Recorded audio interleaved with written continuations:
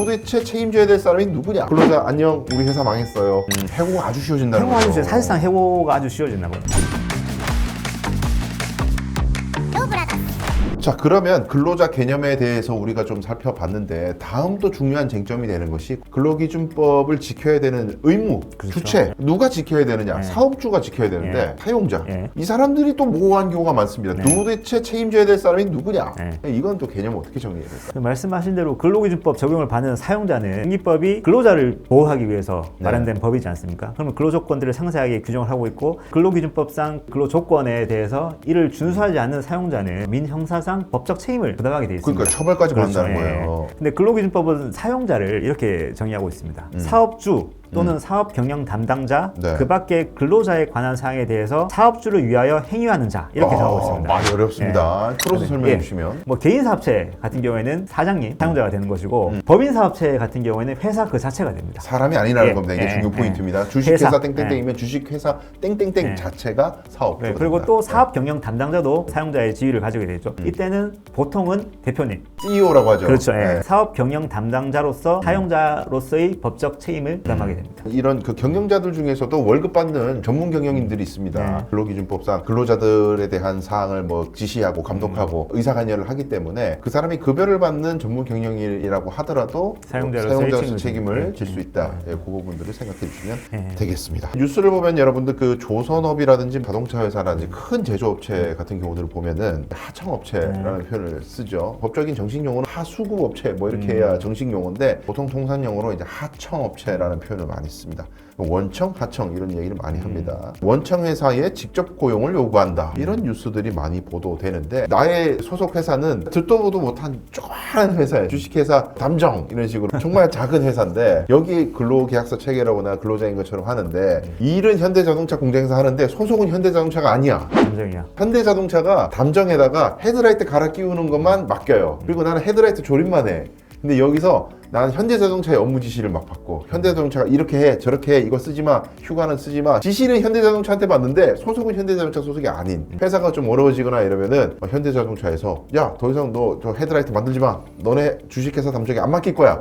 주식회사 담정은 현대자동차 외에는 거래처가 없어요. 그런 상황에서 딱 건을 끌어보니까 그럼 나 회사 문 닫을래. 근로자 안녕 우리 회사 망했어요. 아니 나는 현대자동차 공장에서 일하는 현대자동차 근로자인데 왜 서류 장난을 쳐가지고 소속을 이상한 대로 만드냐. 참 이래가지고 집단적으로 파업도 발생하고 참 분쟁이 많습니다. 이럴 때 그 사용자를 현대자동차로 좀 봤으면 그렇죠. 하는 게 근로자들의 마음인데 이게 네. 참 쉽지 않잖아요. 네. 이것도 네. 기준이 뭡니까 이게? 회사 입장에서는 근로자를 직접 고용하는 것보다 다른 회사로부터 파견을 받아서 아까 말씀하신 대로 담정이라는 회사를 설립해서 담정에 고용된 사람들을 현대자동차에 일을 시킨다. 이런 경우에는 뭐 인건비 당연히 절감되고 마음에 안 들면 파견 계약 해지해서 그만 나와. 뭐 거의 소위 말해서 고용의 유연성 측면에서 매우 유리합니다.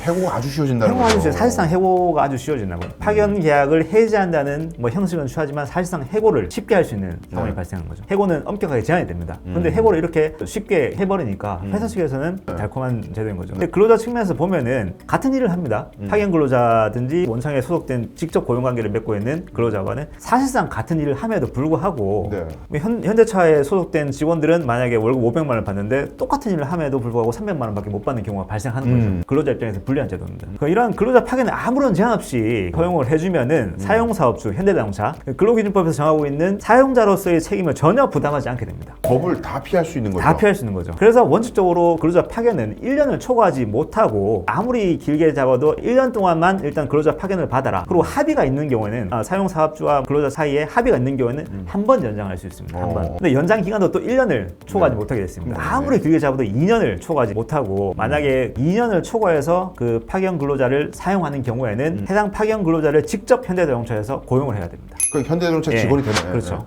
이런 적법한 최장 2년의 파견 제도 말고 이렇게 회사들이 좀 편법적으로, 불법적으로, 탈법적으로 이런 파견 제도를 활용하는 게 소위 말해서 사내 하도급 형태. 근로자를 고용하는 경우는 다른 문제가 발생합니다. 사업장 내 일부 업무를 다른 업체에 도급을 주어서 뭐 수행한 형식을 취하지만 실질적으로 직접 지시를 받는 경우는 불법 파견으로 평가를 받는데 이때는 불법 파견으로 평가를 받으면은 사용 사업주는 파견된 근로자를 직접 고용해서 해야 되고 당연히 불법 파견이니까 형사 책임도 처벌받습니다. 총벌전입니다. 그래서 사실상 직접 근로계약을 체결하지 않는 사용사업주를 음. 근로기준법상 사용자로 보게 되는 것이죠. 사내 하도급이라는 데서 이제 용어에서 답이 다 있습니다. 사실 한 회사인데 우리 한 회사고 홍보팀이 있는데 홍보팀 직원이 뭐 김똘똘 대리라고 있어요. 근데 갑자기 김똘똘 대리한테 야 너가 사업자 등록해서 회사 하나 만들어 주식회사 뭐 땡땡 홍보 이래가지고 우리 회사 사람인데 우리 회사 직원을 갖다가 대표로 시켜가지고 회사를 하나 만들어서 거기다가 홍보 담당 직원들을 다 근로계약을 글로 다 해. 그래서 사실은 우리 한 회사였는데 그렇게 자기적으로 나눠가지고 하는 일이 좀 마음에 안 든다. 당신 회사 주식회사 땡땡 홍보에 일 더 이상 안 맡겨. 계약해지. 이러면 동시에 그 근로자들은 다 그냥 나가게 되는. 네, 이런 일 자체는 처벌 대상이라는 거죠. 처벌 대상이고 이런 사실관계가 확정됐을 경우에는 직접 그 해당 근로 파견 근로자의 형식을 취한 근로자와 직접적으로 근로관계를 체결한 것으로 보게 돼 있습니다. 그러니까 이런 게 이 조항이 없으면 지금 우리가 존재하고 있는 모든 근로기준법 뭐 관련된 노동자 관련된 보호법은 그냥 무용지물인 거죠. 얼마든지 다 피할 수 있는 거기 때문에 반드시 필요한 제도가 아닌가